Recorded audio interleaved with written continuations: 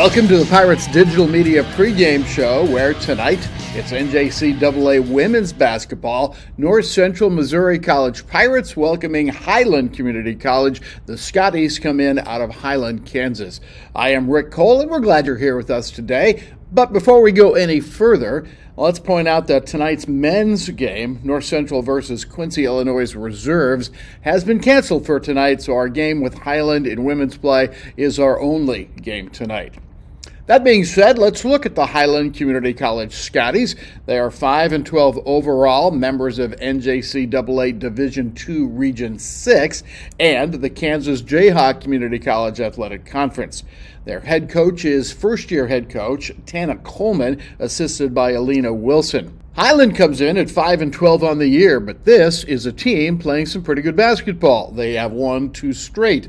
They defeated Kansas City, Kansas Community College on Saturday, 73-67. The Scotties shot 44% from the field in that win, and they knocked down 7 3-pointers. Did just enough at the free throw line to close it out. Before that, they picked up a 57-53 win over Metropolitan Community College. That one was more of a grinded-out game. They shot 36% from the floor, but 5 of 8 from behind the arc, which proved to be the difference. Offensively, Highland averages just under 60 points per game at 59.8, while allowing 78.1 per contest. They're shooting 36% from the floor, 28% from three-point land, 58% at the free throw line. And here is something to note. Historically, Highland has had success against North Central. The Scotties lead the all-time series 5-3. The last meeting came December 10th of 2024 in Trenton, where Highland defeated the Pirates 71-55. And while Highland is 6 games under 500, they've shown signs of confidence lately, especially when they can turn games into half-court battles. Let's take a look now at North Central Missouri College, where the Pirates are 20-7 overall, 5-0 in Region 16. Let's talk about those red-hot Pirates. North Central comes in riding a 9-game winning streak, 10-2 at home, undefeated overall in 2026, and an impressive 15-2 over their last 17 games. The last loss came back on December 30th, and since then it's been all Pirates. On Saturday, they went on the road again in Region 16 play and absolutely controlled St. Louis Community College, winning that game 81-48. That's a 33-point margin in region play and makes the Pirates now 5-0 in the region. Earlier in the week, they picked up a win over the University of St. Mary also. This is a team right now that seems to have found its rhythm. Defensively, they're locked in, they push tempo, and they get contributions across the roster. And undefeated in Region 16 play, they are establishing themselves as the team to beat. They will be the number 1 seed in the Region 16 tournament at Jefferson College, and they will face St. Louis again in the first round. So it's no time for slowing down. After tonight, the Pirates go to Kansas City, Kansas Community College on Wednesday before a rematch at home against St. Louis on Saturday. So back to tonight's game. For Highland, their goals will be to control the tempo, hit the perimeter shots they need, and keep the score in the 50s or 60s. For North Central, they want to push the pace. They want to force turnovers, defend without fouling, and turn defense into transition offense. If this becomes an up-and-down game, that favors the Pirates. If it's a grinded-out half-court game, Highland will try to hang around. We are just moments away from the tip-off here in Trenton. Highland looking for a 3rd straight win. North Central looking for a 10th straight win. And now here's head coach Joe McKinstry on the matchup tonight. Then we'll go courtside for the beginning of North Central Missouri College and Highland. It's been an interesting schedule with Highland. First you were, then you weren't, now you are. Can you tell that story, please? Yeah, we initially were supposed to have them twice, once at their place and once at our place, first semester. They then had some issues on the roster, didn't have enough people to field the team they didn't feel like, and so they canceled their entire first semester. We then, in late January, had a cancellation. I'm scouring for an opponent to try and make sure we can get that game, and happened to come across them who were playing game second semester. They had a non-conference game that was scheduled and got postponed because of a winter storm. And I just looked at them and the opponent's schedule and kind of realized I bet they can't make that game up. And so I just reached out to them and see if they could play, and honestly said, we can play at our place, we can play at your place, we can play somewhere in between if we can find it. I just want to play a game. So luckily we were able to find a date that worked, and they agreed to come. So it's good because it's nice to be able to have a non-conference opponent from a strong conference and strong region, and I think they're still struggling with trying to get a roster of full strength and things of that sort. But appreciate them being willing to play for sure. Right. You give us a quick scouting report on them, what they do, or what their style of play. Yeah, they try and stay healthy. is really what they're really trying to do. They're quick. They've got some athleticism to them. They do have a big post player that if you're not ready to play can do some things in and around the basket that'll hurt you both on offense and defense and that sort of thing. But like so many other of our opponents, we're going to try and focus on us and try and make Highland adjust to what we're doing rather than us having to make any adjustments based on them. So, but they're certainly a good opponent. I'm excited. We got them and a couple more good ones next week to be able to rest of the week to be able to come and finish out the regular season. So it's the most important time of the year. We're trying to make sure that we've got everything as buttoned up as possible before heading into the postseason. So it'll be a good test for us.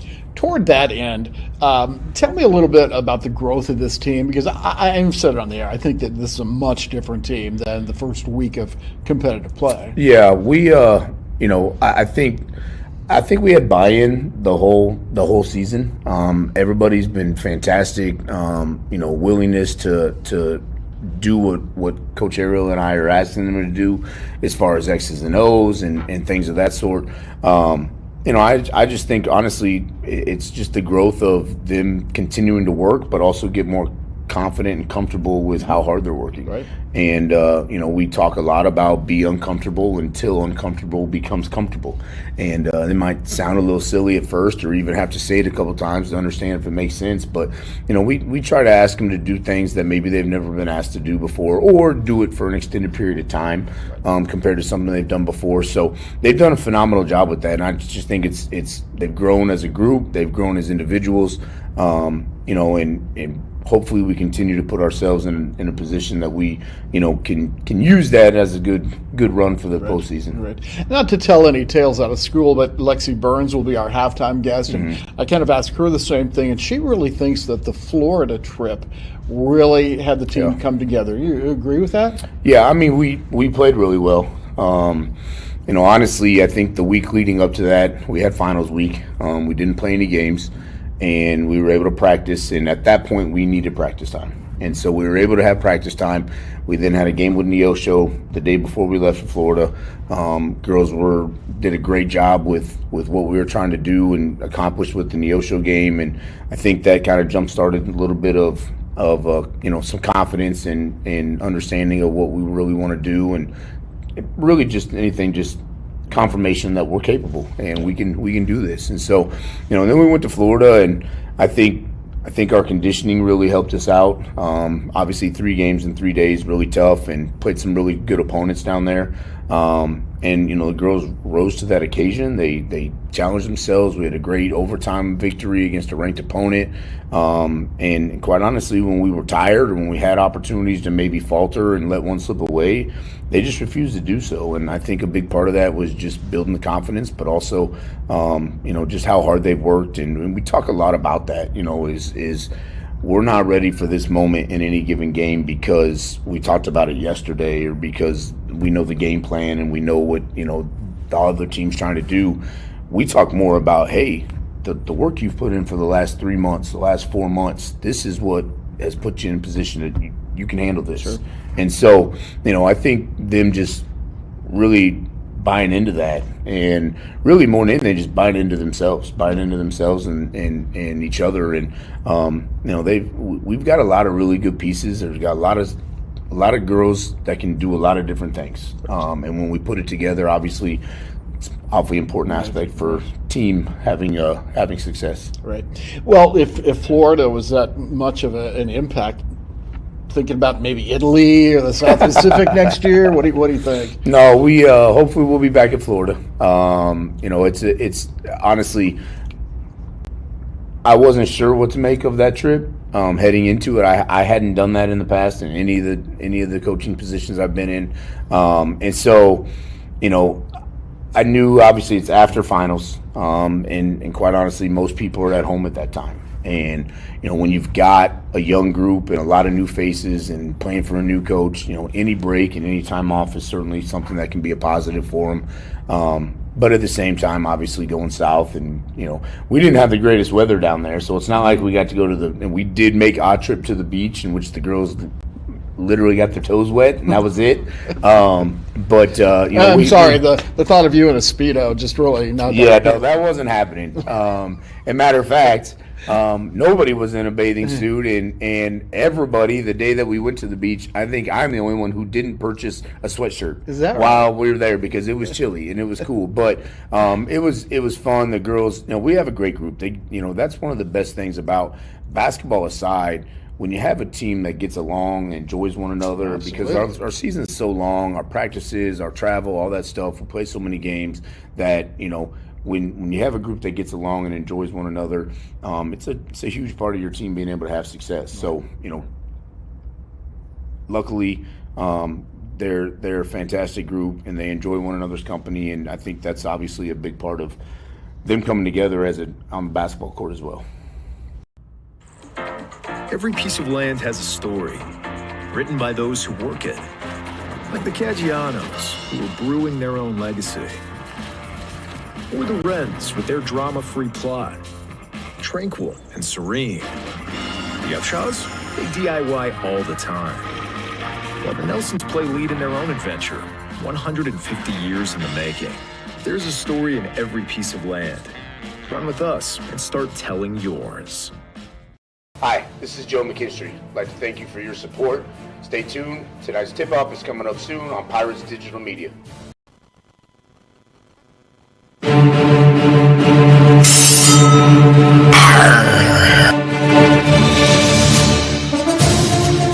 Tonight on Pirates Digital Media, it's the 20-7 Pirate women against the Highland Community College Scotties, who are 5-12 from Highland, Kansas. Good evening, everybody. I am Rick Cole. It's women's basketball tonight. If you haven't heard the news, there will be no men's game tonight. A game against the Quincy University JVs was canceled by QU, and so tonight we focus solely on the women and this start against Highland Community College. Pirates have won 9 straight. They are one of the hottest teams in Division II right now, if not the hottest, winning 9 straight, winning 10 of 12 at home, and 15-2 over their last 17. And so they are playing about as well as anybody around, led by the leading scorer, Honor Mannings, at 13.4 points a game. And the Pirates will face Highland Community College, a team which has been beset by injuries. They lost both of their starting point guards before the season, and so they come in with just 7 suited up tonight. They weren't going to play at all outside of their conference, and then later in the year decided that they could do that, and they are doing that. They're led in scoring by Shemaiah Johnson, a 6'2 sophomore, at 14.3 a game. Let's go down to the floor for the national anthem and the starting lineups from the Ketchum Community Center. Move your heads. This is Lucas Creek Country Bars with the playing of our national anthem.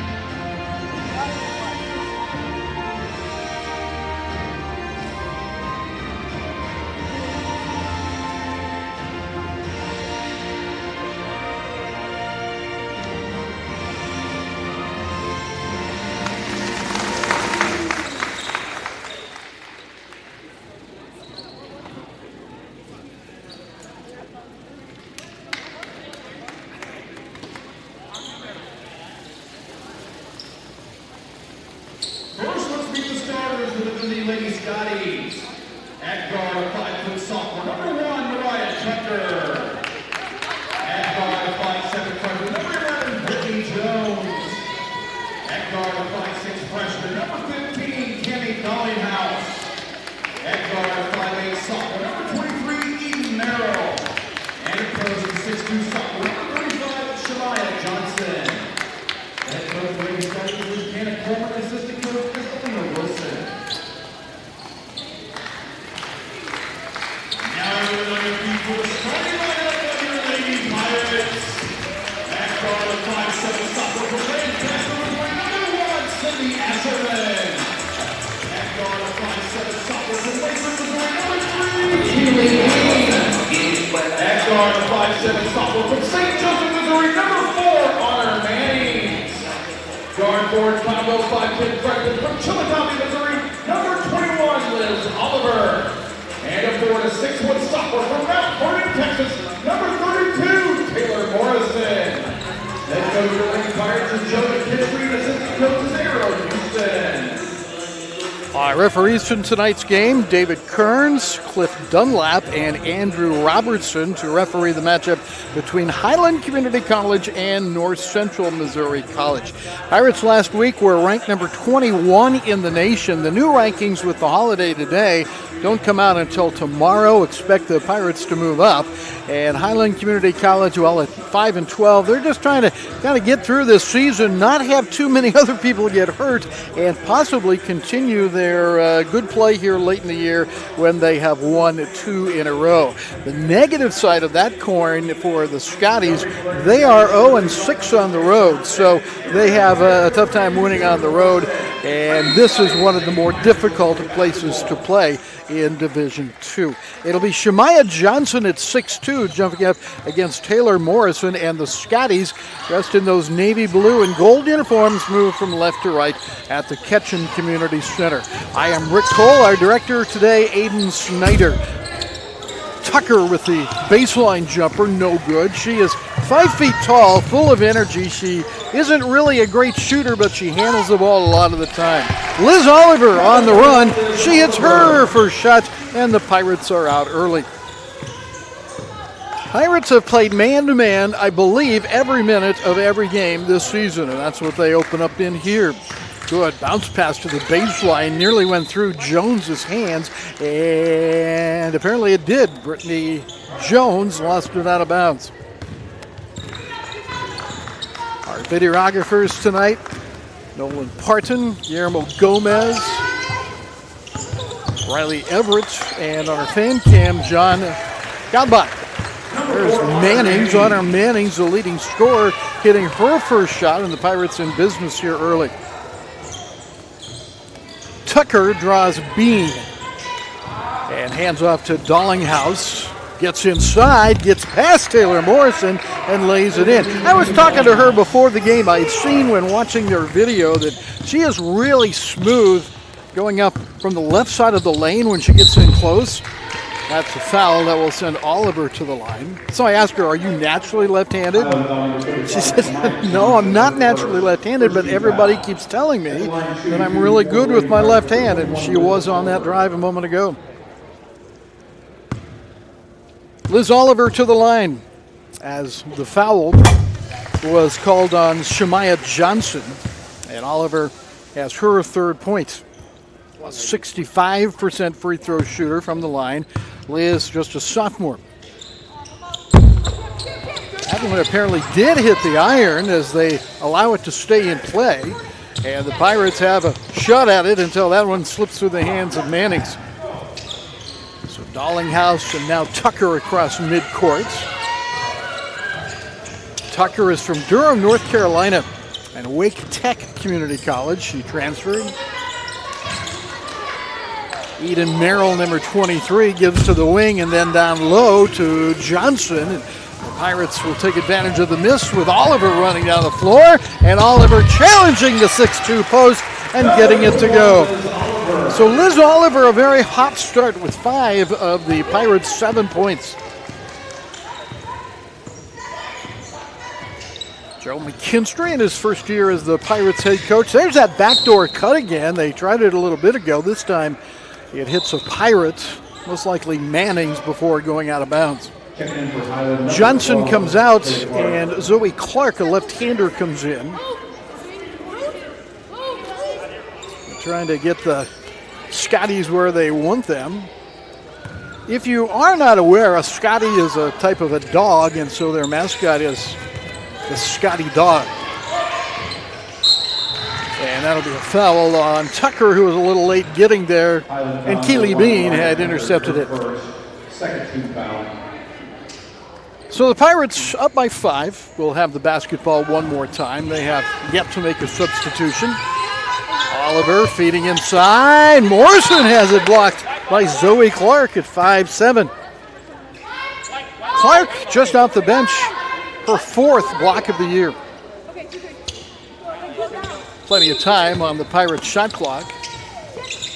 Oliver inside the three-point line. Long rebound to Ashelman. So a new 20-second clock for North Central. Manning's feeding it in to Morrison. In the corner, it's Ashelman for 3 and rattles it home. Sid Ashelman from Lancaster, Missouri, Schuyler High School. Shoots 26% from behind the arc and hits her first one here tonight. There's that backdoor cut again, and Dollinghausen couldn't quite get enough on it. And down the other way, Bean, no good. And again, a rebound to Zoe Clark. So she's had an impact since she came into the game. There that ball is again, that cut from the wing. That's the 4th time they've tried it, and this game is just 3 minutes old. Lexi Burns comes into the lineup, number 5. She will be our guest at halftime today at the break. She's a 6-footer from Richland, Missouri. She will tell you exactly where Richland is at halftime. And there's Mannings having no trouble slicing through the zone and getting her 2nd basket. So a quick start for North Central. Tucker again looking to Dollinghouse, and then the pass deflected out of bounds by Ashelman. CJ Page comes onto the court. She'll take the place of Eden Merrill. CJ is from Owensboro, Kentucky, Lincoln Trail College transfer. And 19 on the Scotty shot clock. Dollinghouse has Ashelman on her. Over the top of Morrison and way wide. Here comes Oliver. Oliver going 2-on-1 if she hurries, and will draw the foul from Zoe Clark. The Pirates, in winning 9 straight, had beaten St. Louis at St. Louis on Saturday, 81-48. Joe McKinstry said they did not play very well, but as we all know, St. Louis has not done much this year. In fact, they haven't picked up a win yet.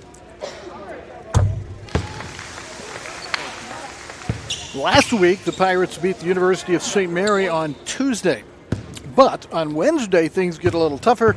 They'll be going to Kansas City, Kansas to play the Blue Devils. So 1 out of 2 for Oliver. Back the other way comes Brittany Jones. Bounce pass. Good layup, as this time it was Tucker taking the pass from the wing and able to score on that little backdoor cut. Burns inside. And a second try. 1 of 2 for Lexi Burns. She averages 6.9 points a game at 8 at St. Louis. Pirates by 11. Midway through the first quarter, there's again that same cut to Jones, nothing doing. Drive by Clark, cut off. Dollinghouse again challenges the post. 8 to shoot. And the line drive turnaround by Clark. Captured by Lexi Burns. Pass a little bit behind Oliver, and she got an arm to the face and trying to reach back for it. The foul's going to be on Zoe Clark. That'll be her first. 4 fouls on Highland in the quarter. Pirates have not committed a foul. So Oliver back to the free throw line. She has made a couple in the game so far. Good start for her with 7 points. One, ladies. One shot. One.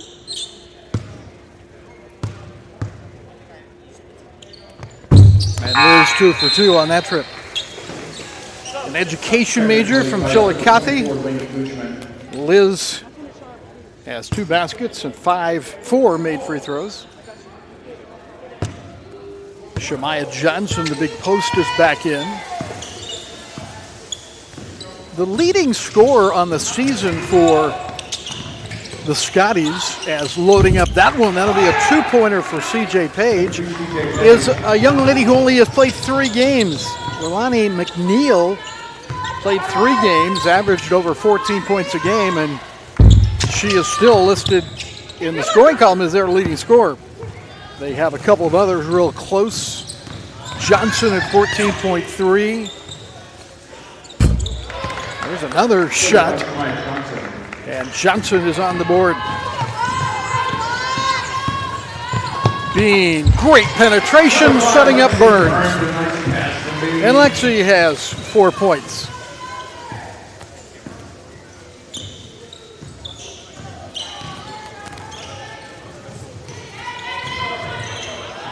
Nowhere for Page to go.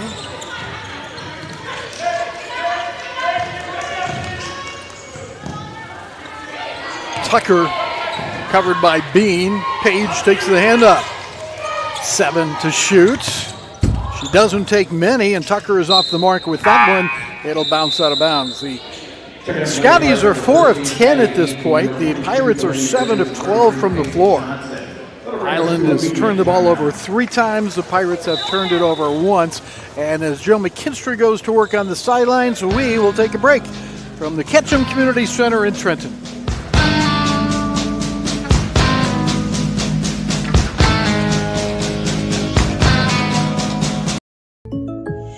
Hey, Jay from State Farm. Check it out. The old Fumble-Rooski. Or you can bundle home and auto and save money. The old Bundle-Rooski. Bundle. Come on, man. Bundle. Come on. Oh, my gosh. Come on, man. What was that even supposed to? Call it Rooski. I can't do it. Like a good neighbor, State Farm is there.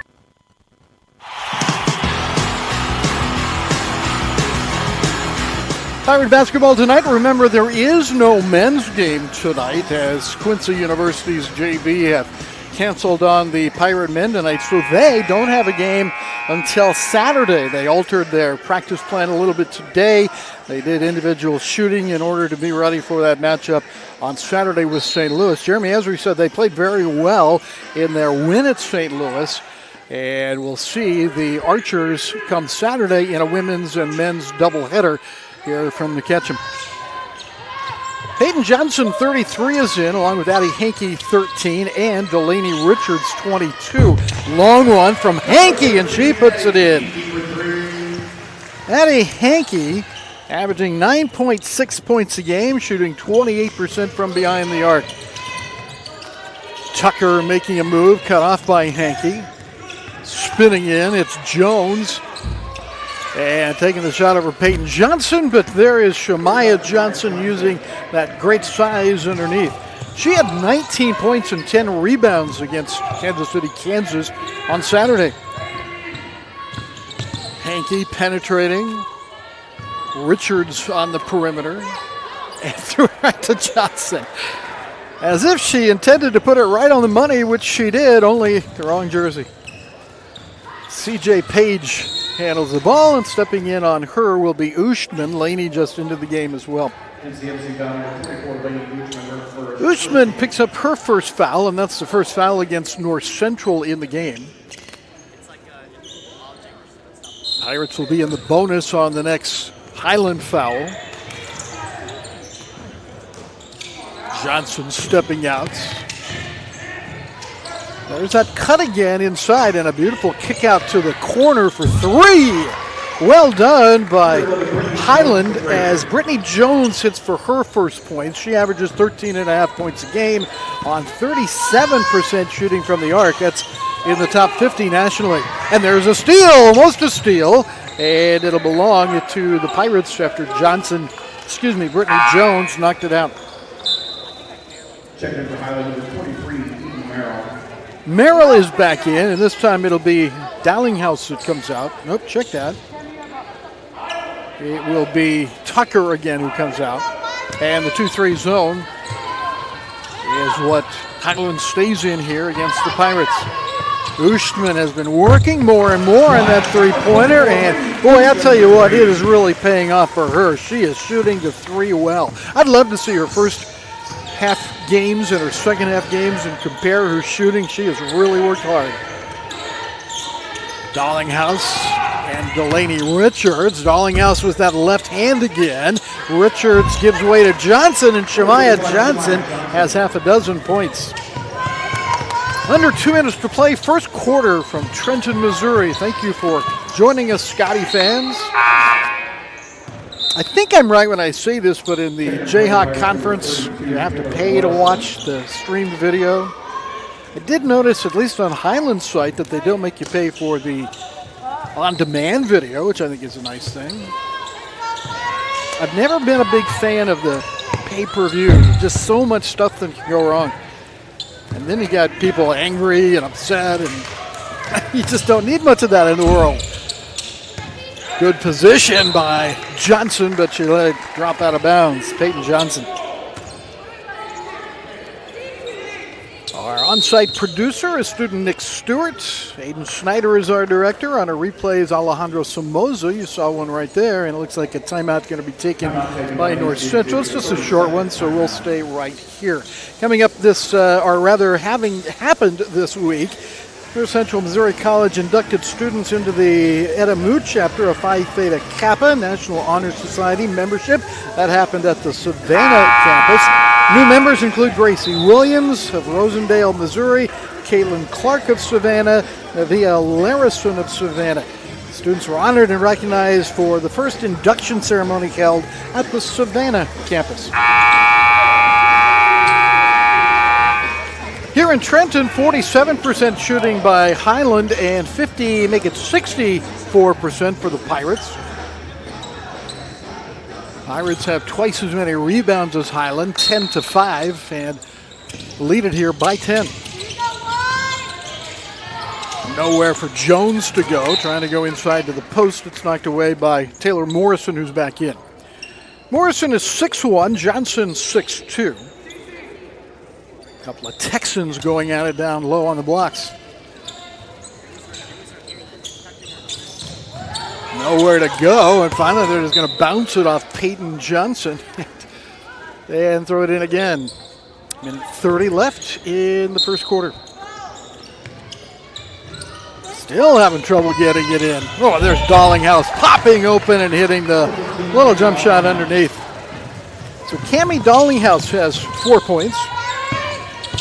Pirates go to work. Oostman, no. Morrison there to contest, and I imagine the foul will be on her as getting knocked to the floor is Eden Merrill. So Morrison picks up her first. 2 fouls on the Pirates, 4 on the Scotties.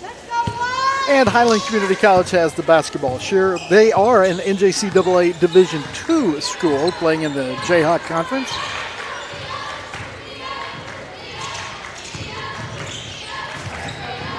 CJ Page is a sophomore. Dallinghouse is just a freshman. She has 10 to shoot. Staying with her is Richmond, and Dallinghouse just backs her way in and makes that shot. She was determined, and it's going to go right over the top of Richards. Now Delaney on the wing looking for a target underneath. Get it down to Morrison. Quickly around the horn. And stepping in front, Dallinghouse picks it off. A 6-point game with 28 seconds left to play. There is time that the Scotties will have to worry about a shot clock here. Dallinghouse pass inside, knocked away and stays loose. Finally, Merrill comes up with it. 2 Pirates had a shot at it. 10 seconds to shoot. 11 seconds on the game clock. It's Merrill from the corner, goes down hard, no whistle, and Johnson with the putback. So she has been a factor as the first quarter runs out here at North Central Missouri College. The Pirate lead has been dwindled down to a 4-point advantage here after the first 10 minutes of play. Pirates 25, Scotties 21. And we're back with the second quarter in a moment.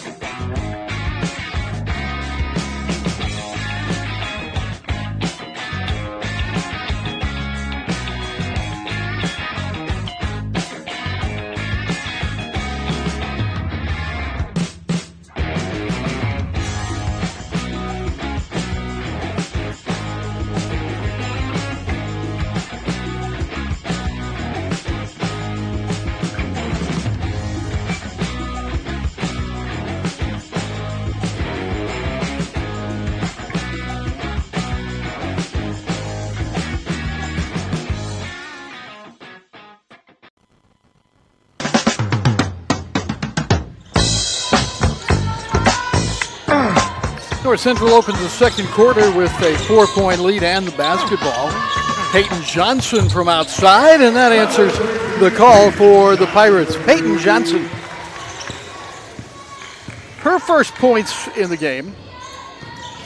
She shoots 32% from beyond the arc and averages over 7 points again. Johnson has been big inside, literally as well as figuratively. She has 10 points now, and we'll go for a 3-point play. Stats from the first quarter. Highland shooting 47%. The Pirates shooting 64%. 2 turnovers for North Central, 3 for Highland. Rebounds, now 11 for North Central, 5 for Highland. Good pass by Mannings into Oostman. And the rebound fought for and finally yanked out of there by Eden Merrill. She's 5'8", from Colopaxi, Colorado. And a foul will be on Mannings. So at 28-23, the Pirates lead it. Take a look at a couple of replays there. Alejandro Somoza is our replay guy. And Dallinghouse works against Mannings. There's that cuts from the wing. The pass by the diminutive Mariah Tucker couldn't get over the 6'1" post. And here comes Addie Henke. Henke has 5, the nursing student from Princeton, Missouri. Tucker on the wing again. Works against Henke. Merrill on the right wing. Oostman all over her. Dallinghouse lobs for the post, and Johnson, boy, she has been tough. Johnson has a dozen. In transition, Peyton Johnson, and she hits a long 2-pointer. So Peyton has 5 points here in the second quarter. The Pirate lead is 7. At halftime, we'll have the dance wave, plus we'll visit with freshman post Lexi Burns, who was delightful to talk to. We'll have that interview at halftime. Tucker whipping it to Jones. Merrill nearly traveled with it. Now the long one by Tucker. And a foul going to be on the rebound as down hard goes Oostman. Subs coming. Oliver, Bean, and Ashelman for the Pirates. For the Scotties, Page is coming in along with Zoe Clark. And the Pirates go down to attack the 2-3 zone again. Good skip pass. Ashelman, no, but wide open on the other side for the putback is Taylor Morrison, her first points. Taylor had a big game at St. Louis, 18 points on Saturday. Hard drive, nothing to show for it. CJ Page, though, should be going to the line.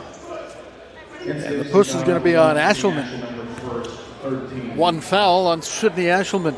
At the line, shooting 2 for Highland, number 2, CJ Page. CJ Page is from Owensboro, Kentucky.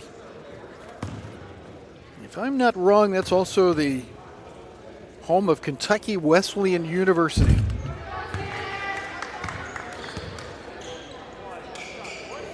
If I'm wrong, just forget about it. I think Owensboro is right there on the state line, if I'm not wrong. We've had some experiences there covering football back in the day. Boy, they used to have a sports information director there, and I wish I could remember his name right at the moment. There's Oliver, who puts it back up and in. Called everybody doctor, like, hi, Dr. Cole. And in fact, press credentials released by Kansas Wesleyan, that was officially on the tag. I still have it. Dr. Cole. Welcome, Dr. Cole. Hankey from the corner could be a doctor someday. She's a nursing major right now. I'm going to maybe fix that last shot a little bit, but Page comes the other way. Now Jones between two Pirates, and she simply lost it out of bounds. Head coach Tana Coleman in her first year isn't vocal about that call. Tucker is going to come back in here. And the Pirates have the ball and a 9-point lead. They led by just 4 at the quarter break. Bean sees it open up for her, and she goes down the left side, and she paid a price. She got whacked in the face, so it looked like foul's going to be on Zoe Clark. That looked like it smarted a little bit, and Keeley will go to the line. Keeley doesn't shoot a whole lot, as we've said, averaging 1.7 points a game, but 3.5 assists a game. She averages around 2 steals a game, even as a block here and there.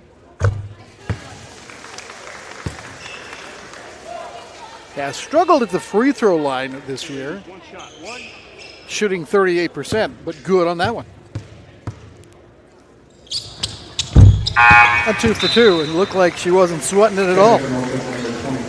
She's going to come out after getting smacked in the face, and in comes Delaney Richards. 6:43 to go in the half. Dance wave at halftime, and Lexi Burns.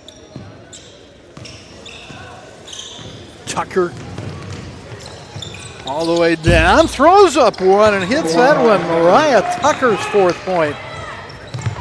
5 points, 2 rebounds against Kansas City, Kansas. Morrison can't connect and tips it out to Tucker. CJ Page on the run. Page looking for Tucker, and it's knocked away. Now a race as Hankey and Tucker go after it, and it's touched last by Hankey.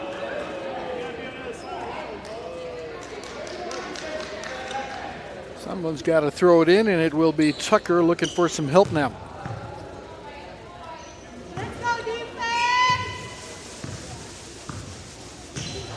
Page gets pushed right by Ashelman, and that made her a little uncomfortable. Delaney Richards fires it. Hankey to Morrison, beautifully done, and a chance at a 3-point play.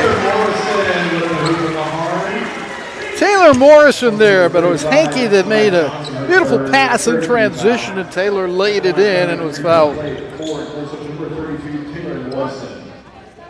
So Morrison to the line, looking for her 5th point. And the offensive rebound, too strong by Richards. And the Scotties finally come up with a loose basketball. 11-point difference. Merrill spotting. Johnson has it slapped away from her by Morrison, and then the interception. Johnson kicking it to the wing. The 3 is up and good by Brittany Jones, her 2nd 3-pointer, and Joe McKinstry is not very happy about that. In fact, he is going to take a timeout and talk to the Pirates as the first-year head coach heads back to the bench. Here is what he was upset about, that inside-out pass and the 3-pointer after the steal, and the Pirates take the timeout. We'll take a timeout as well. Be back. in several moments or two.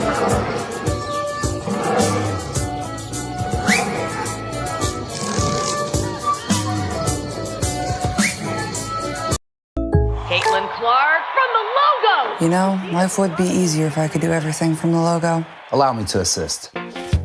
Pickles. It worked. Buckets. Now that's a tomato. Sheboygan. The answer is Sheboygan. They match. P-E-Z-O-L. Bottom row. From the logo. State Farm with the assist.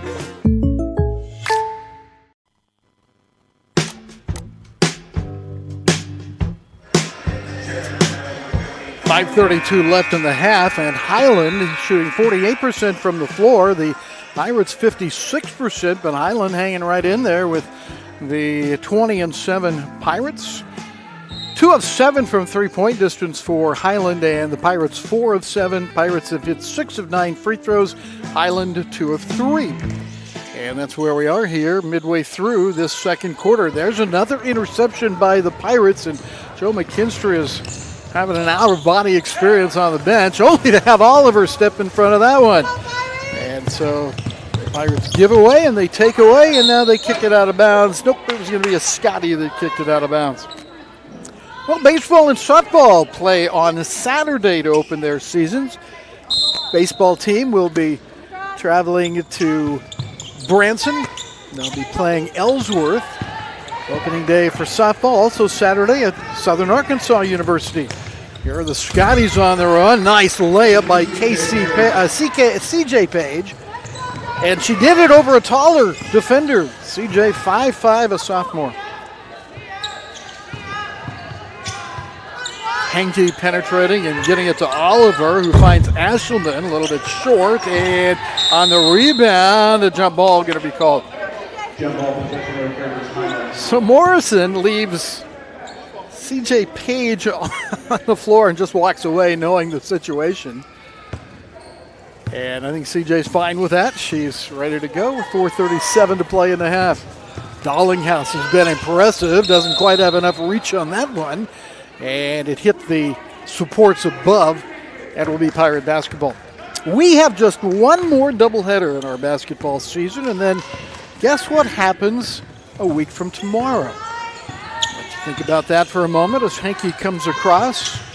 Oliver had a big first quarter, and she'll draw a two-shot foul there. I don't want to keep you guessing. A week from tomorrow will be our first legitimate counting flag football game. It's going to be at CF Russell Field in Trenton, as far as I know.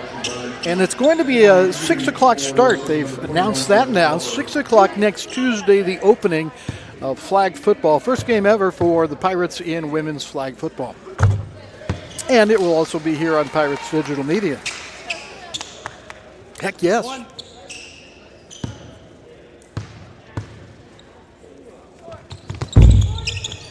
Oliver 1 for 2. Richards, the big offensive rebound.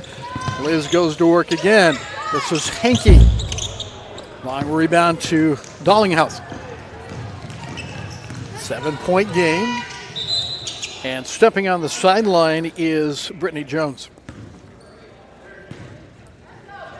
Comparing the two season stats, the Pirates averaging 76 a game and Highland just under 60 points per game. The Pirates allow 60 and a half, and the big stat for the Scotties, they allow 78 points a game. So that's one of the reasons you look at their 5-12 record, but the story behind the story is their low numbers, their injuries that have really handcuffed them all year.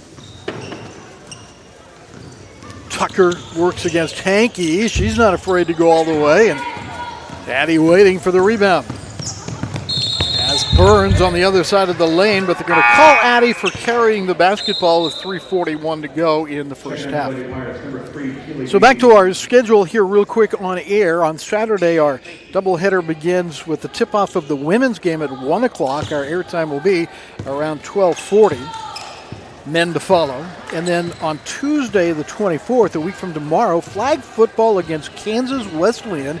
The Coyotes come in to take on the Pirates. 6 o'clock is the scheduled time for flag football next Tuesday. Dallinghouse, lots of contact. They get the ball back. No reset shot clock. It doesn't matter with the 3 from the corner going awry by Brittany Jones. There's a great pass to Burns and couldn't quite get the shot up and away. And the Pirates end up with the loose ball and 13 seconds to shoot. Oliver challenging. Going down hard was one of the Scotties, and followed by Lainey Richards. So Delaney's first points. And the lead back to 9. Penetration by Tucker, nothing doing. Bean is a really good defender. Good on the ball defender, good away from the ball and help side defense. That ball nearly taken away. They've got 3 to shoot. Somebody's going to have to do something, and it results in a foul as Brittany Jones was taking the shot with just 1 second left on the shot clock. So an unfortunate foul by the Pirates. Delaney Richards picks up her first. Each team with 4 fouls here, so neither in the bonus at the moment, but they will be on the next foul.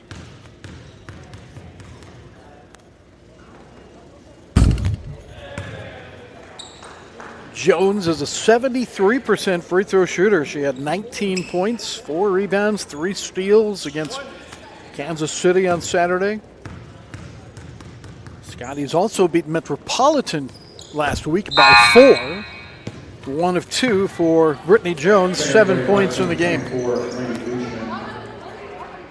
Ushman in for Oliver for the Pirates.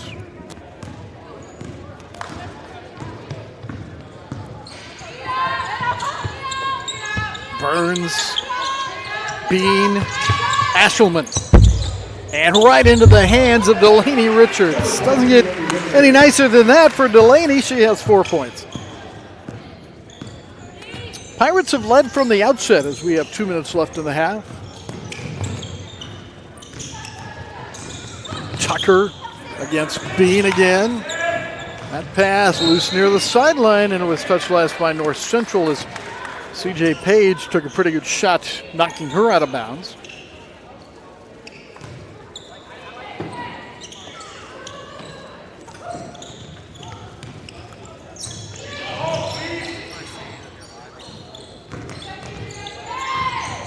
Page again with the shot clock running down. Jones with 4 seconds. What a move! Beautifully done by Brittany Jones, who's from Rapid City, South Dakota, and has 9 points in the first half. And there's a reach in and a jump ball, and that one will keep the ball down at the North Central side of things. Peyton Johnson in for the Pirates. Pirates shift around their post players. Kind of looks like Ushman switches to the 5 spot. Ashelman and Richards 3 and 4, or 4 and 3 if you will. Ashelman driving and hitting. She doesn't do a lot of that. But she did it there, and she has 5 points. She's more of a catch and shoot person from the 3-point line. Tough shot by Page. Long rebound out to Jones. Jones gets it from Dallinghouse. And Ushman comes up with the loose ball. Under a minute to play first half. Dance Wave and Lexi Burns at the half. Delaney Richards fires. Nearly got her own rebound, but it's Bean instead. Ashelman, 15 to shoot. Ushman got it to go. Lainey Ushman hit a 3 earlier, now powers her way inside to hit a 2-pointer. 12-point lead for North Central, but 4 at the quarter break. Page on the move again, and she'll be fouled in the area. Peyton Johnson and also Sid Ashelman. And we'll see who gets the foul. It's going to be Peyton Johnson, and that'll be her first. So 22 seconds left in the half. Now Scotties are in the bonus, although that's not the case here. It was a shooting foul for C.J. Page.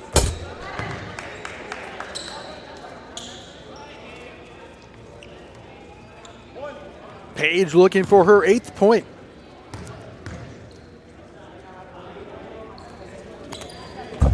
And good as gold on that. Now the Pirates have no shot clock and they will look for a final shot.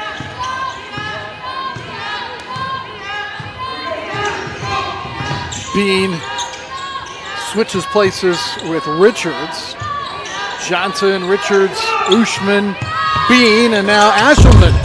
And the offensive rebound with 2 seconds left. The tip!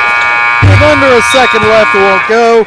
And at halftime, the Pirates extend their lead to 49-39 after leading it 25-21 at the half. For the game, 44% shooting for Highland and 50% for the Pirates through the first 20 minutes of this game.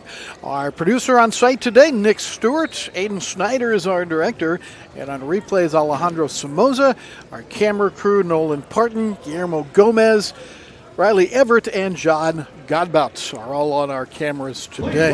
Dance Wave coming out to the floor. Let's take a moment to watch them.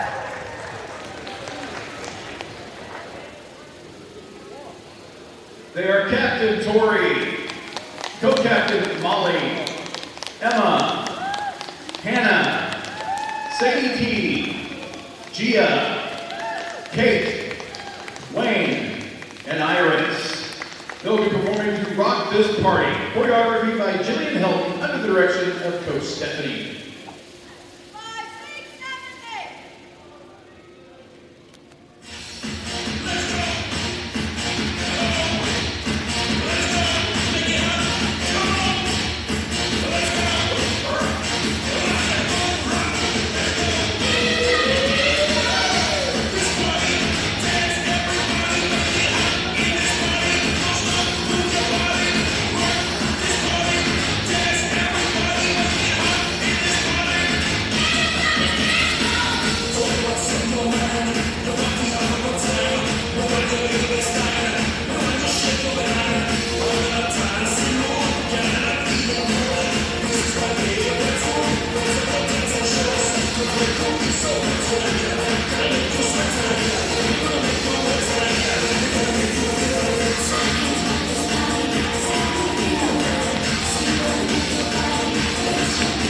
Let's hear it for your NCMC Dance Wave!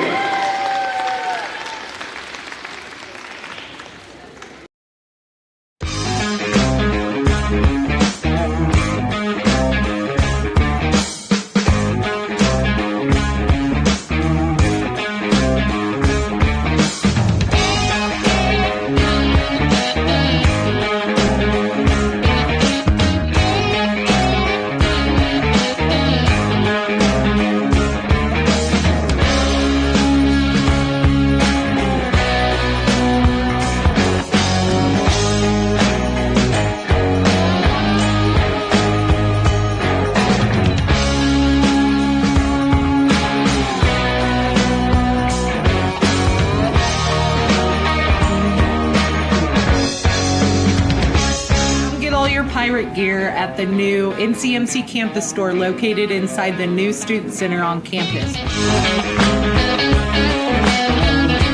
We hope to see you soon.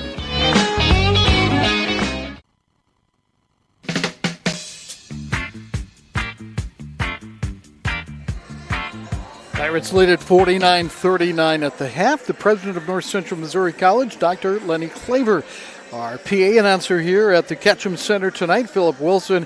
Our athletic director, Nate Gammett, and sports information director, Ryan Suttonfield. I am Rick Cole, and our guest at the break is freshman Lexi Burns. She's out of Richland, Missouri.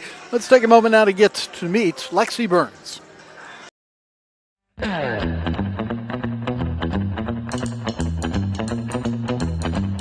At the break today, Lexi Burns is our guest. Welcome in today, and it's a pleasure to have you. A pleasure to get to know you a little bit. There's a lot to be deciphered in your life, so I want to talk about some of that. Starting with Richland. Where is Richland? Richland is 4 hours south of here, kind of like Lake of the Ozarks, Fort Leonard Wood area. And so you've got a long way to drive. Yeah, it's a haul. Coming and going. Your family get up to see your games much? Actually, yes. My grandparents probably come the most. They've been to, I could probably count on my hand how many home games they haven't been to. So is that right? Yeah, they'll just pick up and leave and come whenever they can, and my mom will come and like stay on the weekends and stuff with me. So yeah, I'm very blessed in that area. My family comes a lot. Yeah, Richland, is it rural? Is it a bigger town? What's it like? It's pretty small. We're just like a 2A school, and I would say that our town's probably getting smaller too. Like as time goes on, yeah, I would say that. But no, it's not very big. Well, why would it be getting smaller? I guess I don't know. I just guess people leave. I don't think our school district is necessarily amazing either, so people don't really love to stay there, but yeah. Okay. Well, what about your athletic career in high school? Obviously basketball. Did you play any other sports? I played softball all 4 years of high school, and I loved softball too. I'm kind of sad that's over. Right. I like to ask a lot of times, why did you decide, say, basketball over softball? Yeah. What made you go basketball? I don't know. I just kind of was love-hate with softball my whole life. Like, I played it forever, but I was kind of, I don't know, I would just decide that I didn't like it occasionally. Burned out a little bit? Yeah, I would just be like, I'm done with this. I want to play basketball. Like, I can't do this anymore. Yeah. But then my senior year, I was like, honestly loved it so much. Like, it was really hard to say goodbye to softball just because, which was surprising to me. I never thought I would have any trouble saying goodbye to it, but it was sad. Yeah. So I'm guessing pitcher, first baseman? Yes, actually, those are both correct. But I was first base like the whole time I was growing up, and then I started pitching maybe in like 5th grade, and I hated it. Like really? I never thought I was good at it, but I kind of just did it forever. And my junior and senior year, I was like okay at pitching. I kind of started to like it a little more then. But my sophomore year, we got a new coach, and she actually made me play center field. Oh, well, I can see that. Well, actually, I started in right field, and then it was like right, left, and then I was in center, and that's where I stayed the rest of the time I was in high school. I would either be in center field or I was pitching. So did you know I played baseball? Yeah. Really? You know what position I played? Left out. That was my position. No, that's not a very good joke, but I thought I'd throw it in there. What about basketball? How was high school basketball? And first of all, were you always this tall? Were you always the tallest in your class? Always tall. I actually, this is off subject, but when I was in 4th grade, there was one girl who showed up who was taller than me, and I was like, this is so weird. And I kid you not, within like 2 or 3 months, I literally had grown taller than her. That's good. You talked yourself into it. I've always been so tall, but my high school years were kind of not the best. I guess we kind of lacked in coaching. Throughout high school, we didn't have the best coaching, but we had some really good teams. Like my junior and senior year, we were really good. We didn't like go to play to our full potential. Like we should have made it to state my senior year. Like I did believe that 100%. And even my junior year, we could have, but we fell short every year, so that was disappointing. But well, so you weren't pushed a whole lot in high school. No, then completely what was different than it is here. What was the transition when you met Mr. Joe McKinstry? What was the transition like? It was difficult, but I actually remember we had like a coaching meeting or like a personal meeting with the coaches, like maybe a month or two in, and I just like started crying. I don't even know why, but like just like stuff like that, like it was just an adjustment. But I mean, now I guess I'm just so used to it, and I would 10 times rather have the way it is now than the way it is in high school. Like I knew when we were in high school that we're not being pushed at all, and this is why we're falling short and all this, and it's so much different, but it's good now. Okay, so in your opinion, have you gotten better since you started at North Central as a player? I would say I've definitely gotten tougher, like mentally for sure. Mentally, definitely tougher. And yes, I mean, probably physically in the best shape that I've ever been in, and just overall, I would say. You know, and Coach says that you have to be in the greatest shape in order to play his style. And we play fast. And defensively, you guys play so hard. So was that? Let's just talk about defense. Was that hard to learn? Was that hard to get used to? Yeah, for me, defense. Like even when we were in high school, like defense has always been mine. Like not the best. Right. Listen. As a former coach, nobody plays good defense. Okay, you got to be better all the time. And just obviously, Coach Mack's defense is so much more like there's so much more to it than anything we've ever learned for defense. Like the whole time I was growing up, and I'm not gonna lie, through high school we never played man defense. Like really? I hadn't played man defense since I was probably in like 8th grade, and like just through the summer and stuff for travel ball. But with Coach Mack, it's hard, but So I was wondering the other day, has the Pirate team, have we ever played zone defense this year? Or are we No. all the time 100% man to man? I don't remember any time. I don't remember seeing you play like not in even zone. on an inbounds or Yeah. anything. We have Yeah. never done anything other than so our there's man. a change right there. Yeah. Well, let's talk about academics. What are you doing academically, and how is high school compared to college? Was it a tough change? Yeah, my first week I was like, oh my gosh, Mom, this is crazy. I don't know if I can do this. But I'm just doing a business major, so like. No, wait. You can't say just doing a business major. Okay, That's a tough field. Yeah. So I'm going to school for business, like a business transfer degree, and my first semester I only took 13 hours, so it wasn't terrible. And once I got used to everything, it was fine. And I had like half online, half in person, so nothing crazy. I did think I was gonna lose my mind having online classes. I was like, my in person is so much better. Oh, yeah. But then this semester I did the same thing, so Yeah. I guess I was just used to it by the end. I think it really just goes for specific classes. Like this semester I'm in botany, which I actually kind of do like that class. But I was talking to my teacher the other day. I was like, I could never do this online because we do labs every day, and I Right. read through them, and I'm Yeah. like, if you were not here explaining how to do these to me, I could never just read it and do it on my own. Yeah. So there is some online that I think are for sure, like, I could not do them. I could not do them online. Okay. But I wanted to make sure that my in-person classes were only Tuesdays and Thursdays this semester. So when basketball is over and we have some time off, that I can go home and like be home yeah. longer. Like Yeah. that was my mindset when I did my Yeah, schedule. it sounds like it's going to take you like a week and a half to drive home as far as it is. It's so, a long ways, yeah. but I have went home so much. Like honestly, every time we get a chance, Right. like even just for like New Year's, we had one day off. I literally drove home that Yeah, day yeah, and yeah. drove back the next morning. Like Right. I love going home. So. Right. Well, tell us a little bit about your family. That's a big part of your home. Tell us about your mom and dad starting out. My mom and dad are Cole and Jesse Burns, and then I have a younger brother named Jackson. He is almost 15. He's in 8th grade. And my grandparents, Jimmy and Sheila, they're the ones that come to my games all the time. Right. But, my dad is a lineman, and my mom sells insurance. My brother plays basketball just like me. He's actually really good at Is he? basketball. Yeah, and he's huge. He's like 6'2". Sounds like you'd And make he's a only great 14. pirate. Yeah, So you'd be maybe a one of these wonderful days. I don't pirate. think he could be so far away from home, Oh, or is that he right? probably would. But yeah, he's awesome basketball player. Okay, right. Yeah. Do you see a 4-year college in a couple of years? Are you thinking that way, or and what do you want to do? I don't know. As far as like school goes, I am undecided, so I don't really know where my next 2 years after this will be. I've always thought UCM probably, because it is only like 2 hours from Yeah, home versus right. 4, so that's obviously nice. And I have some friends that go there, so I was like, that'll be perfect. But probably just staying with business, and then I've always thought maybe something in ag would be great. Like that's really what I would love to do, something in ag, but I just don't really know yet. And I've also thought teaching, like I have no idea. So Yeah. Well, you and about 80% Yeah. of people your age, or my age for that matter. So, in summary, tell us what the best experience has been at North Central so far. I would say probably just living with Peyton and Delaney. Say last yeah. name so we know. Delaney Richards on the basketball team, Right. and Peyton Johnson. You all on live in the basketball same room or what? team. No, me and Delaney are roommates, and then Peyton is in the room across the hall from Oh, us, but she nice. literally is in our room like 24/7. Right, Like we right, basically right. we are all together. You all the kind time. of that's a tough trio. That's Yeah. some pretty good basketball Yeah, players. I too. love them to death. They're like my favorite people ever. Like I could not have asked for better friends here. Like they're awesome. Right. So- Well, you've been awesome. And for those of you who have not seen her play, I will tell you, you have, in my mind, improved a tremendous amount. Thank Not you. that you're about to start out, but you really had, you've made some significant strides, as your whole team has, so, in my opinion. So thank you so much.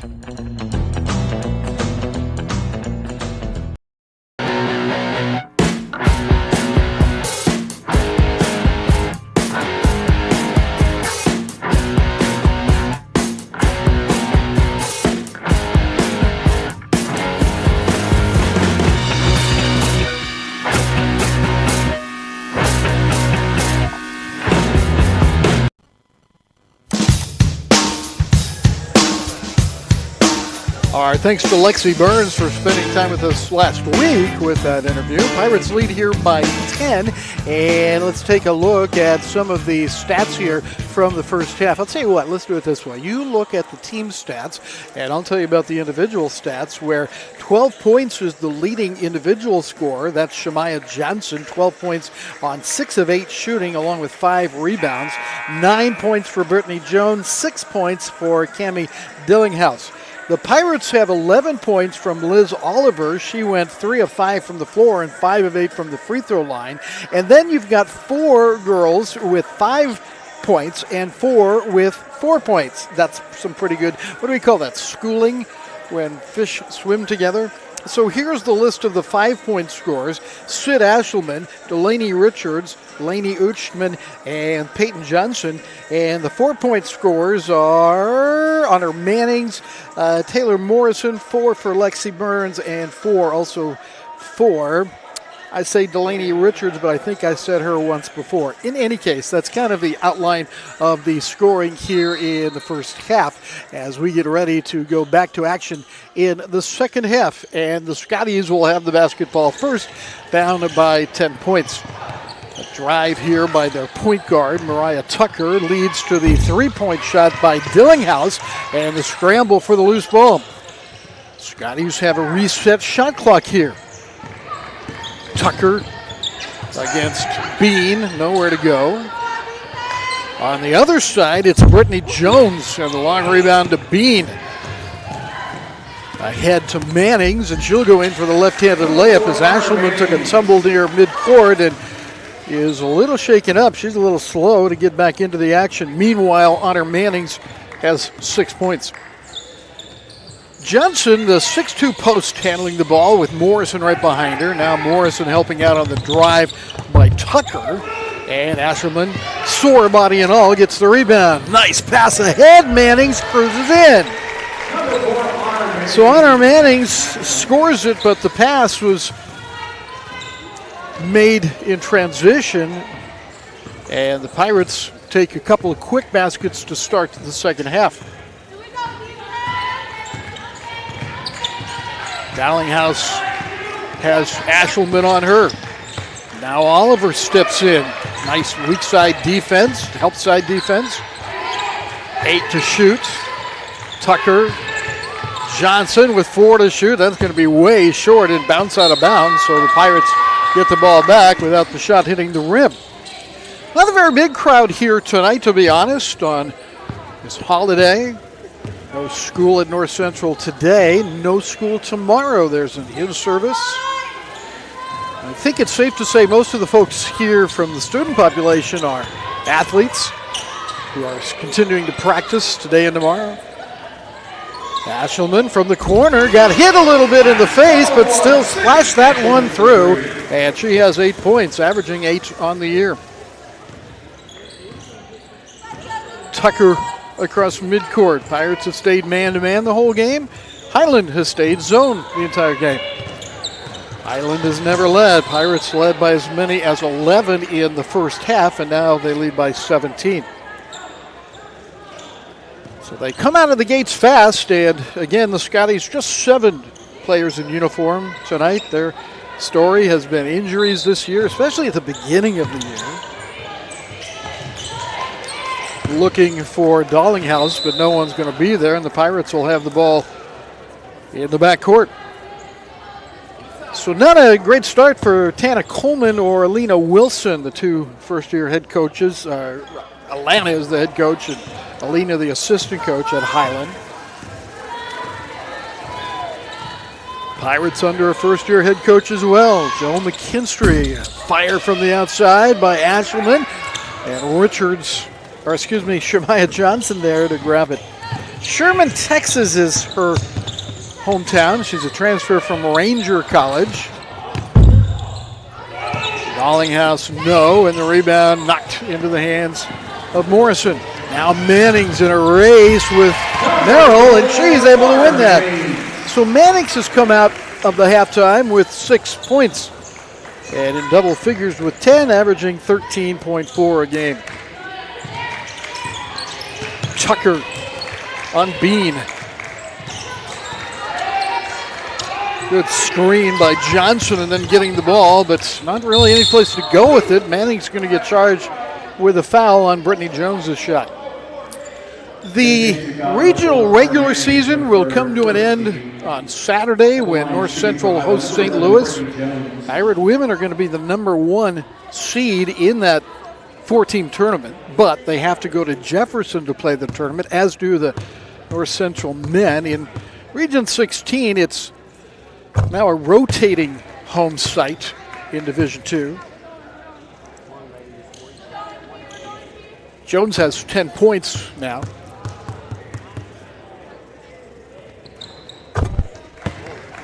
The Pirates will play Kansas City, Kansas on Wednesday, but that's the only break they get in their St. Louis schedule, if you will. They played St. Louis last Saturday. They'll play them this Saturday, and they'll play them in the first round of region with KCK kind of stuck in the middle there. So 3 of their 4 games to finish the season will be against St. Louis, which for North Central is a good thing. You've earned the right to play the team with the worst record in the region, and that will be St. Louis, currently without a win.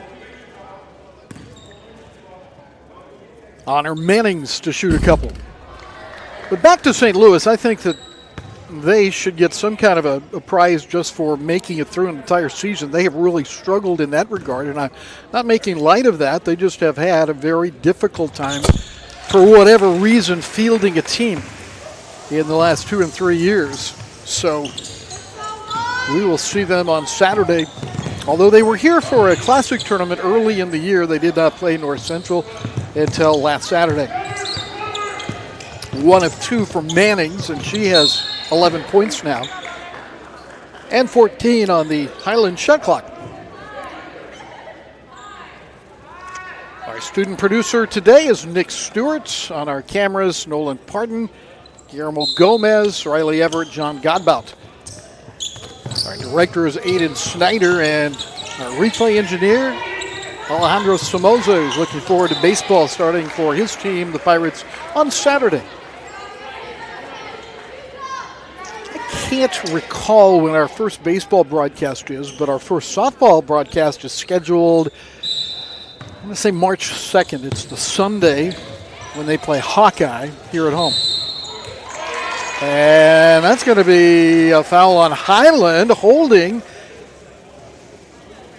on Cammie Dallinghouse. So her first foul and 2 fouls on the Scotties here in the quarter. Going back to the Hawkeye doubleheader last year, if you recall. Pass goes to Morrison and now to Oliver. We played them at home, and we're supposed to play them, I believe, on Saturday, as Morrison can't hit it, and then she's fouled. So we're supposed to play them, I think, on Saturday. Maybe I've got the details wrong here, but we ended up playing them on our alternate field at the sports complex, and we don't have any press facility there, so I did, for the first and only time in my career, as far as I know, I did the play-by-play from inside my Chevy Spark, which is a very tiny car. It went okay. I mean, we only had 1 camera, couldn't see very much, but we got through it, and that counts for a lot. Morrison's 5th point. So hopefully when we play Hawkeye this time around, we'll play them in our normal spots and do a good job for you. 2 for 2 for Taylor.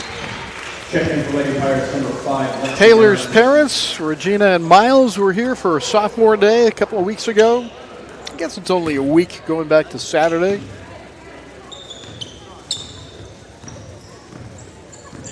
Taylor and the other sophomores, both men's and women's teams, will be playing their final home games on Saturday against St. Louis. Saved in the corner by Merrill, but lost, and here comes Ashelman. Ahead of her is Oliver, and it's just a little too far in front. The turnover for the Pirates is their 8th of the game.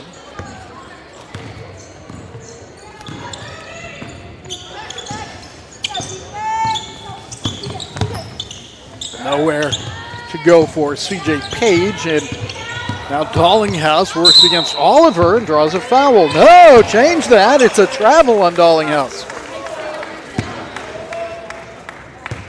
So another turnover as the lead is now at 20 points after being 10 at halftime, just 4.5 minutes ago, game time. Bean, Ashelman, inside it's Burns with that left hand. And to go back to our halftime, wasn't she amazing? She's very articulate, very thoughtful. Sounds like her family is wonderful, and their dad works a lot, doesn't get to see a lot of her games live, so hopefully he's able to pick up the good parts of our broadcast every now and then. That's a turnover on the Pirates.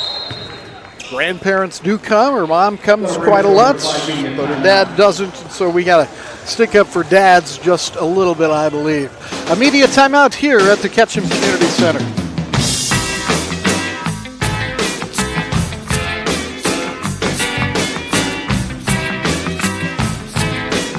Scholarships make a big difference in the ability to attend school. Whether you're a first-generation student, a normal matriculating traditional student, or an adult student who sat out or not been to college at all.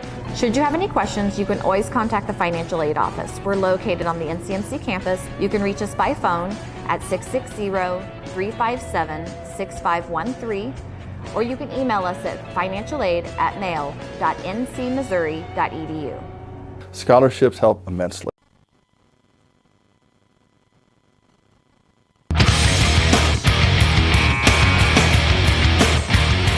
.456 left in the third quarter. It's been all Pirates since the beginning of the game, although Highland cut it to a 4-point lead going into the second quarter. The Pirates responded by moving the lead to 10 at halftime, and now you can see it's a 22-point bulge for the North Central Missouri College Pirates. How about these Pirates? I think it's a remarkable story. The Pirates at the beginning of the year, they didn't look fluid. They didn't quite look like they had the confidence. And I think a lot of people would have been surprised to find out here a couple of months later that they have 20 wins. They're going to be number 21 or above when the rankings come out tomorrow. I think just they've done a great job from each of their players to Ariel Houston to Joe McKinstry. And there's a nice cut and layup for Cammie Dollinghouse, who now has 8 points. Won't go down, tipped underneath there. Fighting is Tucker and Mannings, and it's Tucker that comes up with it. CJ Page driving, got a little bit of a step, put up a wild shot, and then it's Merrill following it and being fouled. The foul's going to be on Lexi Burns. You know, one thing Lexi didn't talk about in her interview, she has 3 dogs. She's a real dog lover, and so am I. I think that it'd be interesting if we could get some dogs on our show. If you're a dog person and you're on At the Break, you should be able to bring your dogs.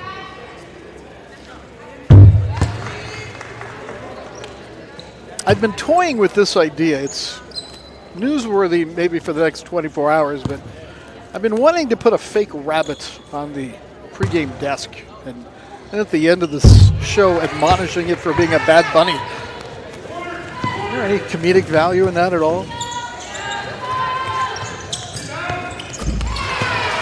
Peyton Johnson has 2 3-pointers and a 2-pointer. She's another one that has really stepped into a role, the role of 3-point shooter. She and Ashelman along with Hankey. And Joe doesn't mind when the Pirates put up a lot of 3-pointers. They had 40 in a game last week, 40 attempts.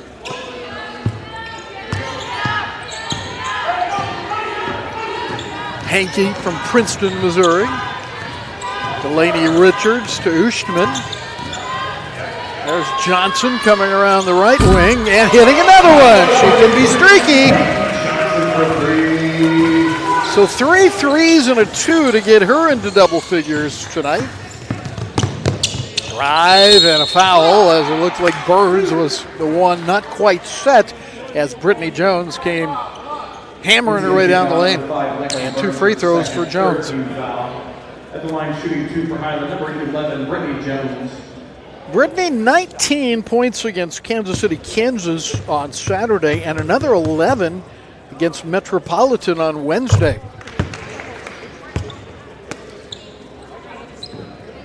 Tonight she has a dozen. She's made 3 field goals. 2 of them have been 3-pointers. And by my count, 4 different free throws make it 5 now for Brittany Jones.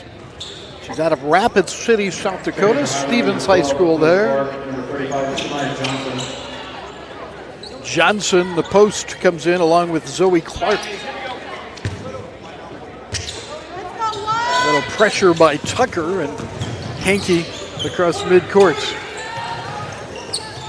Richards to Burns, knocked away from behind. That was Dowlinghouse that knocked it to Johnson. Here comes Page. That left-handed shot's no good for Clark, and it's Johnson that gets the ball. Clark cuts inside, leaves it for Dowlinghouse, and it looks like it was Richardson that reached in and got the foul, and 2 free throws coming up. They're going to call, instead they're going to call Peyton Johnson for the foul. 4 fouls against the Pirates in the quarter, 3 against the Scotties. There is the head coach, Tana Coleman.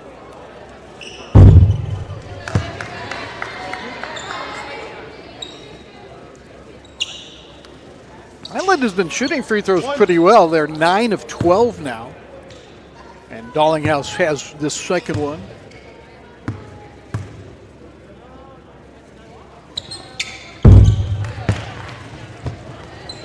So 9 points for her. And knocked out of bounds by a hustling Mariah Tucker, the sophomore from Durham, North Carolina. Dowlinghouse had a pretty good set of games against Kansas City and Metro with 18 and 19 points, respectively.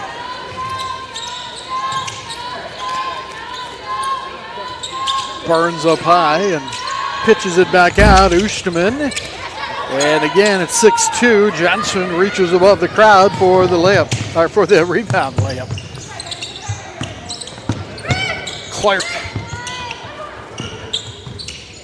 Tucker. And lost into the hands of Burns. Lexi wants to run the floor and shut down by C.J. Page. Now Johnson. 3 out of the last 3 for her. She has 4 3-pointers.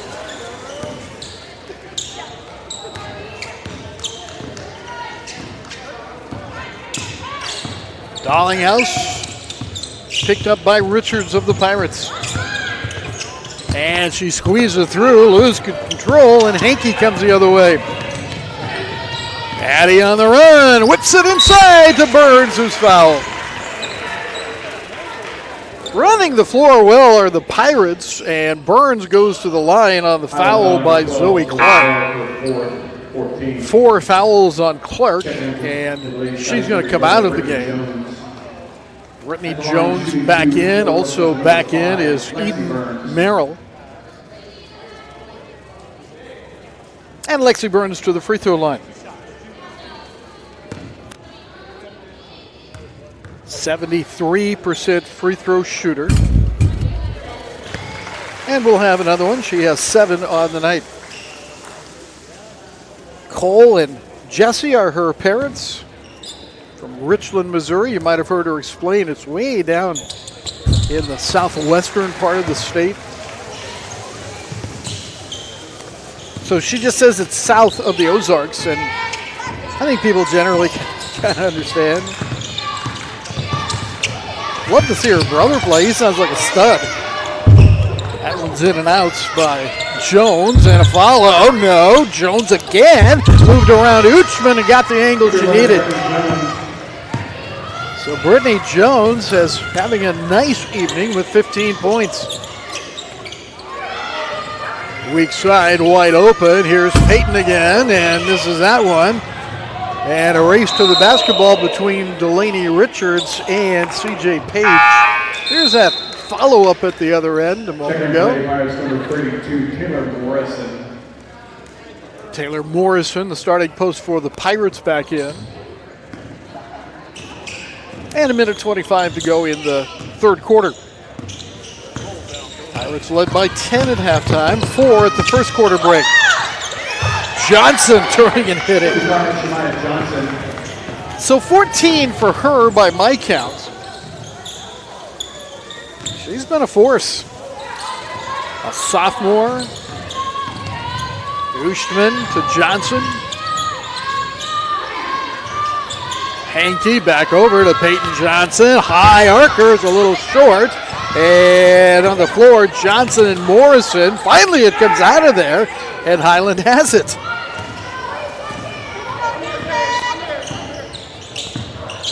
Jones blows right by Peyton Johnson for the shot and draws a foul. So to the line will go Brittany Jones, who's hit 5 free throws already.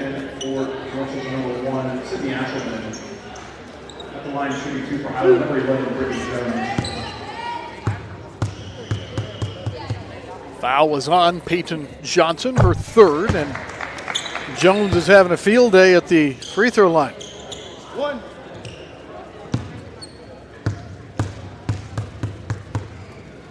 Island actually shooting 38% now from the floor, 48% for the Pirates. Jones has 17 points. Richards, a Hankey, high post Morrison, squirts out of there, and Ushman picks it up. They work it around the horn to Richards. Now Hankey contested, but got it up there, and it bounces out of bounds. And it's Scotty basketball with 14 seconds left to play. Pirates will come up and try to make it hard for Highland to get the ball up the floor here with those few seconds remaining. Page finding Tucker. Offensive board, still plenty of time. 7 seconds. Which way is it going to go? It'll stay with Highland. And just under 5 seconds to play in the quarter.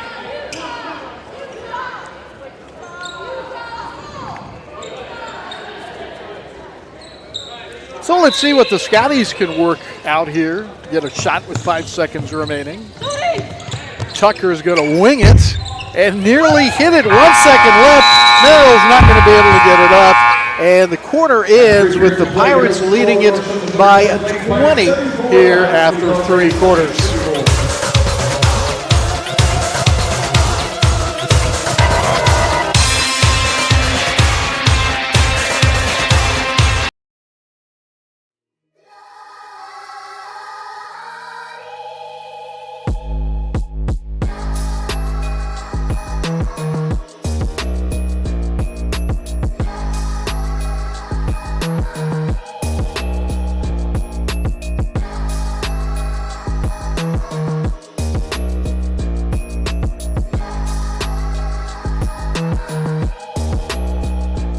Film guy, right? It's always pretty amazing how the camera guys can track the ball in the air looking through this little window. They are so talented.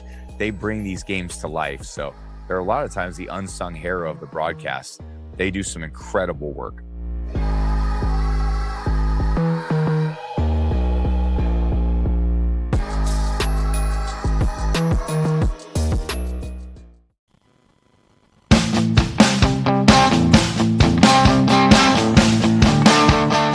Scotty's huddle, and then Lainey Ushman getting ready to throw the ball in bounds as we begin quarter number 4 at the Ketchum Community Center, Trenton, Missouri. I am Rick Cole. Our director is Aiden Snyder. Our on-site producer, Nick Stewart. Both of them are associate producers this year, which means they're basically second in charge.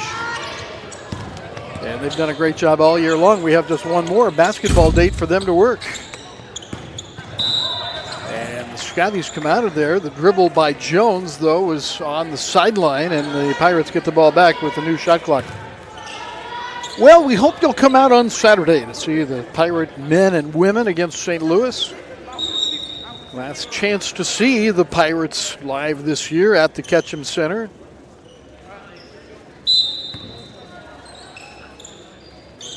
Morrison, the post popping outside, and now the Pirates set. Ashelman. That's a good way to start the quarter. Sydney has her third three-pointer and 11 points in the game.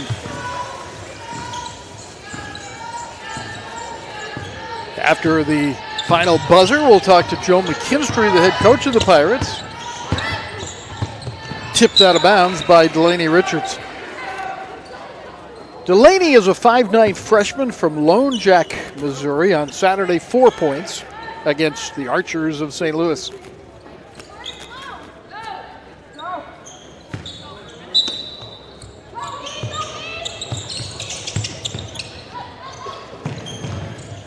Tucker works against Henke. And now Johnson hasn't really come out that far to shoot. As tall as she is, she doesn't really need to. She's gotten a lot of putback baskets tonight. Ashelman from the left corner won't go, and sneaking in there, Mariah Tucker grabs a rebound. Now Jones scooping. And back the other way, Ushman. Ushman's got Delaney Richards. Couldn't quite handle it, and they're going to call a foul. I liked what Shemaya Johnson did. She kept Richards from flying into the crowd there, the red bleachers, and kind of grabbed her by the waist and then patted her on the back, and had a chance to kind of play around with Shemaya, some of her teammates, before they got dressed for the game. They were all sitting in the stands. She's delightful, and of course she's a pretty good player too, as Oliver scores. That's the first point she's had for a while, and she's up to 13.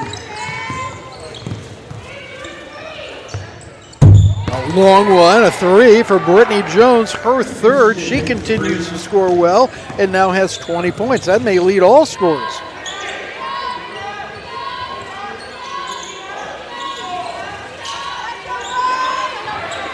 Ashelman to Morrison, back outside. This is Oliver. And the long rebound to Jones. She's upset onto the court, and it'll be a foul on Taylor Morrison. So the second on Taylor, the importance of that's probably not much, honestly. Mannings is going to come back in. Delaney Richards and Henke are sitting for a moment. And with the basketball is Brittany Jones, a 5'7" freshman.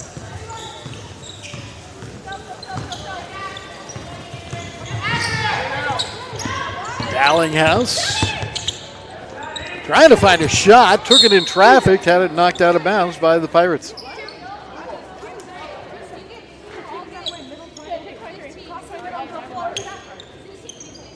And so with 13 left on the shot clock, Scotty's throw it inbounds. Page. Dallinghouse. Good pass to the corner. Couldn't hit it. That was Merrill, and the Pirates have the basketball again. Uh-oh, look out. Kaylee Bean nearly lost it. Keeley again with the screen from Oliver. Good ball movement into Morrison for two. Excellent job by the Pirates moving the ball around, and Morrison picks up her 8th point. Again, you look back to the first couple of weeks of the season, you didn't see that, I didn't think, like you do now. Up for grabs, perhaps. CJ Page, though, with Oliver having her head turned, was able to grab it. And now she gets the shot. How about that? CJ Page, 10 points for her. Into the hands of Manning, who turns and shoots quickly. How she kept her balance, I have no idea. She has 13 points, and there's a turnover on the Scotties with all 5 Pirates back across the midcourt line. No one in the area. Burns is back in for North Central. Here comes Clark back into the game. She has 4 fouls, but again, the drama of this game has kind of slipped away. The Pirates lead comfortably. Oliver, no! CJ Page for the Scotties. High post, Dallinghouse. Trying to get it around Oliver, and the foul's going to be on Liz Oliver. 2 free throws coming up.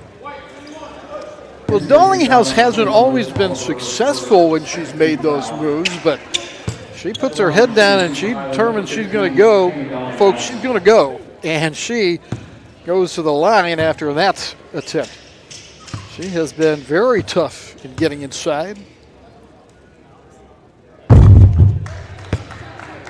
Cammie shoots 63% from the line for the season, and that's her 10th point in this game.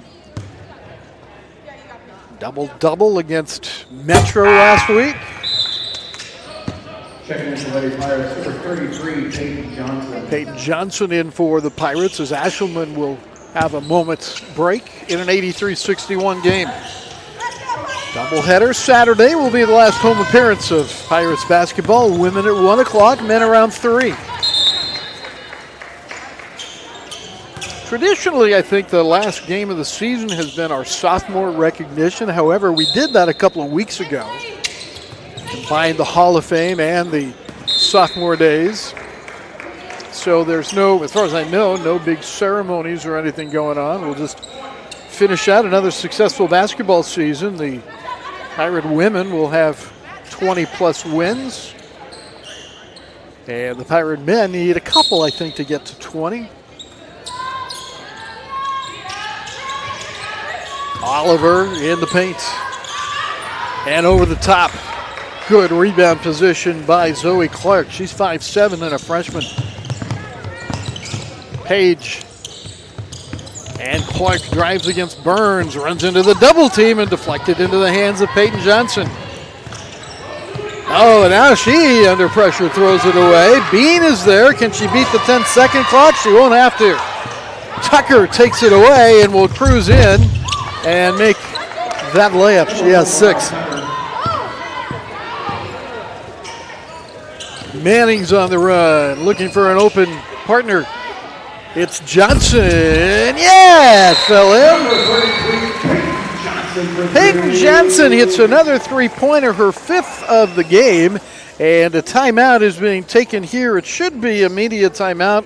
Let's see if they don't stretch a 30 to a 60, but they're not going to be. Yep, they are going to make it into a media timeout right here. So we take a break as well on Pirates Digital Media. Thank you for joining us tonight. Looking forward to the final minutes of this game.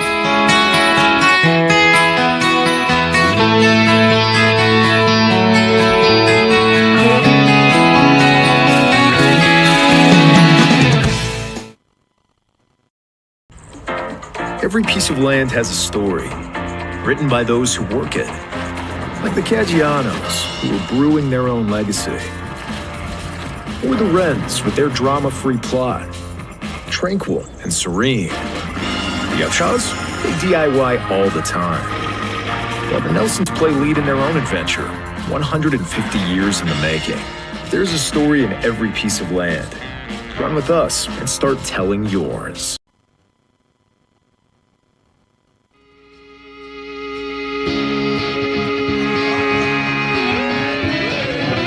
Our leading scorers in the game include 20 by Highlands' Brittany Jones.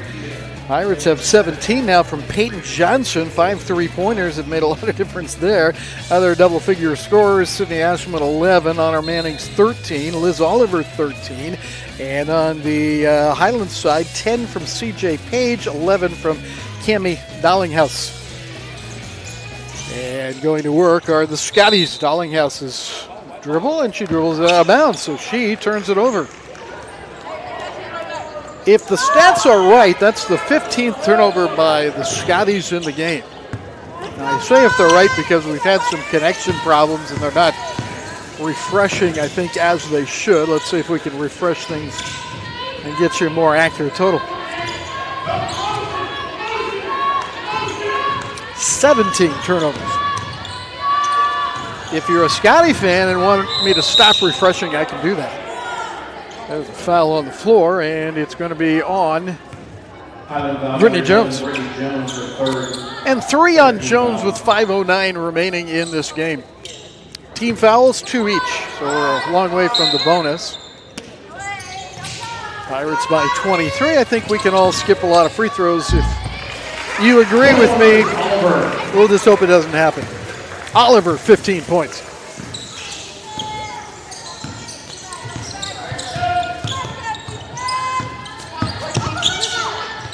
Nowhere to go there for Page, and did she turn it over? She certainly did. Yeah, you got it.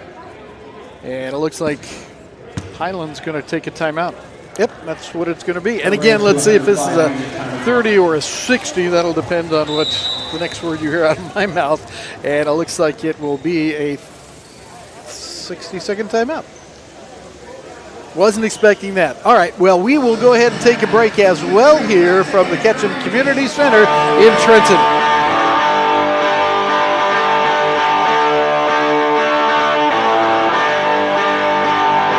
It's Beth Caldarello, and I work in the library. Sometimes students have to miss a class or they need to take an online test, and we proctor those tests for you.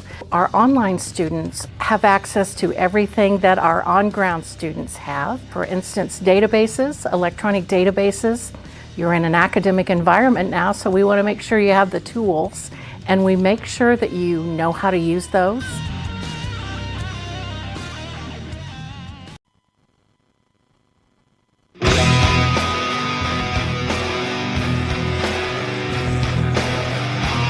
Pirates in command of this game. In fact, they've never trailed in this game. They led by 4 at the end of the first quarter, 10 at halftime, and by 20 at the end of the third quarter. So the Pirates well on their way to their 21st win of the year. Honor Mannings has been fairly quiet except the third quarter. Now she adds 2 more in the fourth quarter, and she has 15 points. And we say quiet, she's had, like you said, a big third quarter, which she came out and scored 10, maybe? Dallinghouse. This is Clark. Jones, the leading scorer.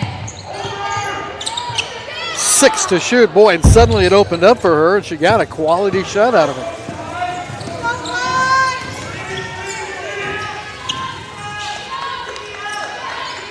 Oliver in the high post. She'll take that 15-footer and have enough touch on it to drop it through. 17 for Liz Oliver. She averages 11.6. Tucker just never stops going hard, does she? She will draw a foul. Gotta like that. 5-foot sophomore from Durham, North Carolina, and Wake Tech Community College. Ushman in for Oliver. The folks here at the Ketchum Center, our students section, a couple of baseball players in there. They again open their season Saturday. Softball opens their season Saturday, and flag football plays their first ever game for North Central on Tuesday night, 6 o'clock. We'll have the live play-by-play. Won't that be interesting? Brittany Jones. Free throws there. It has been a number of years since I've done a play-by-play football game. 2017 maybe? Wow, there's another one for Peyton Johnson. 6 for her in the game. And she has 20 points now. Peyton's world, we just live in it today. Clark, no, and there's Bean again for another rebound. She's got to have a bunch. She always does, you know, for a point guard who doesn't have any kind of height advantage on any normal night. She gets a lot of rebounds, if you've noticed. Comes up with a lot of free balls, 50-50 balls, if you will.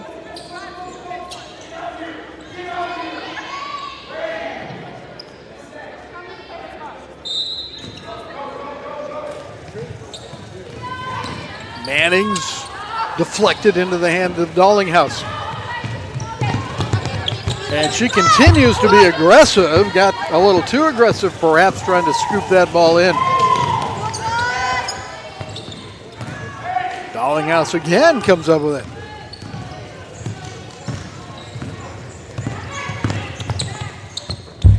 And the runner won't go for Page.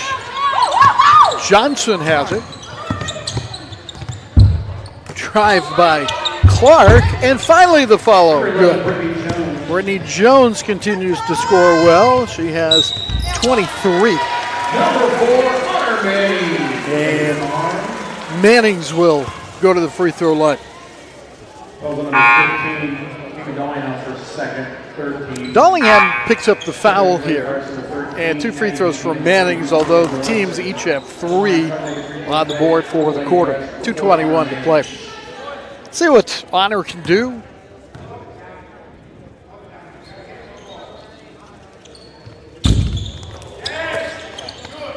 Couldn't complete the 3-point play, and Johnson with the rebound. Shemaya Johnson at 6'2".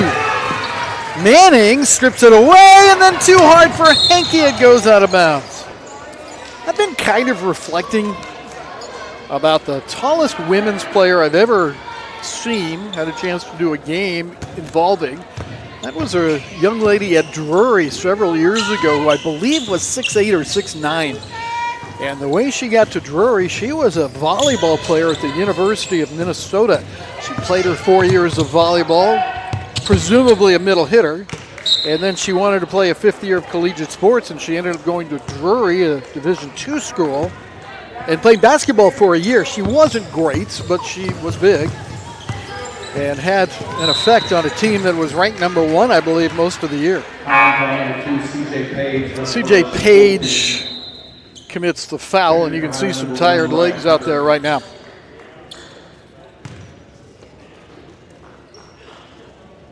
Out comes Jones. That ball knocked away from Ushtman and tied up.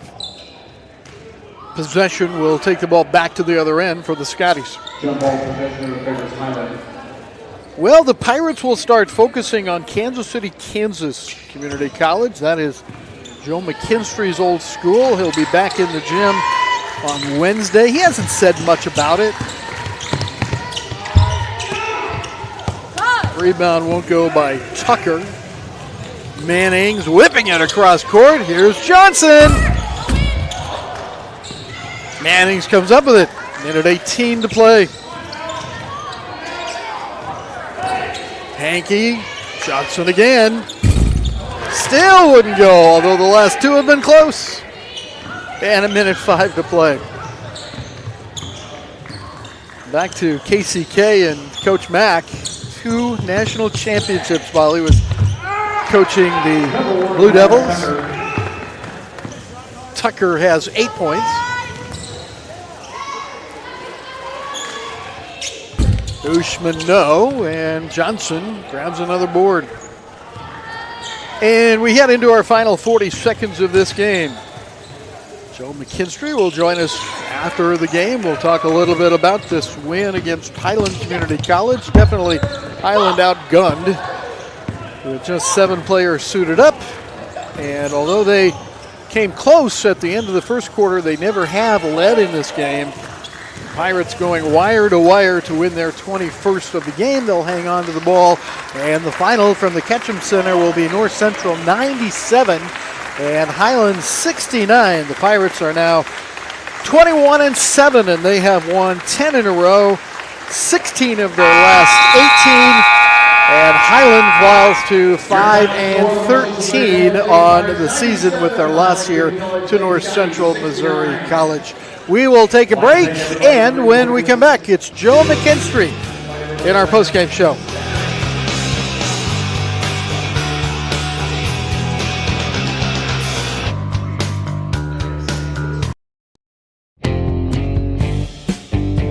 The main thing with tutoring is start as early as possible. Let me tell you, most students don't even know they need our tutoring until the 4th week after they failed the first test. Hopefully that's not you, but that's kind of what we see. If you're one of those people that get ahead of the game, all the better. Come see the people in the tutoring center and get the help you need as soon as possible. I'm here Monday through Friday from 8 to 4:30, and those are the walk-in hours for the tutoring center. Please contact me with anything you need.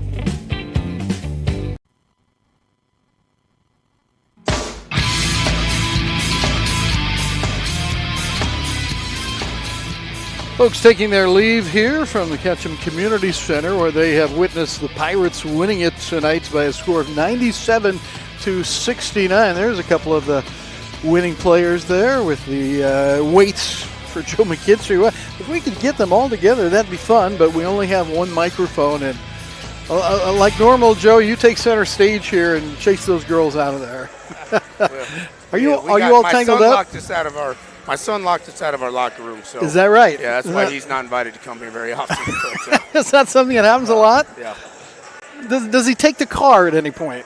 He just creates chaos. Yeah, that's pretty much it. I actually asked Coach Esri earlier today. I said, hey, kids are coming, so if you'd like to bring your kids so they can be co-conspirators, whether they just burn this place down or they destroy something or whatever, I just want to make sure that his kids got in trouble too. But they're a wild bunch. No, that's great. I mean, that's what the gym is for. You can't do anything bad in the gym. Right. Hey, how are you feeling about this game against Highland? I feel really good about our second half especially. Thought offensively we were pretty good all night long. For whatever reason, defensively in the first half we weren't quite where we needed to be, but I thought we did a great job coming out of halftime and kind of getting to what we do. We forced them to make a lot, tougher plays, tougher shots. Didn't do nearly as much bailing them out with reaching or slapping or trying to get block shots, things like that.